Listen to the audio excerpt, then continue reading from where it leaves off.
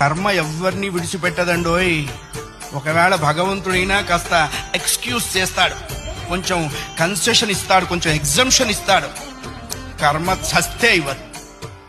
1000 ఆవులు 1000 దూడలు ఉన్నాయి. దూడల కట్లు విప్పాం. ఏ దూడ దాని దగ్గరికి వెళ్ళి దాని తల్లి దగ్గరికి వెళ్ళి సరిగ్గా ఆగుతుంది. కర్మ కూడా అంతే. అవశ్యం అనుభోక్తవ్యం కృతం కర్మ శుభాశుభం. వండిన అన్నం తినలేకపోవచ్చు, చేసుకున్న కర్మని అనుభవించక తీరదు. చాలా మంది కొన్ని అనవసర మాటలు మాట్లాడుతుంటారు. బ్రతకదలుచుకోలేదు, చచ్చిపోదాం అనుకుంటున్నా.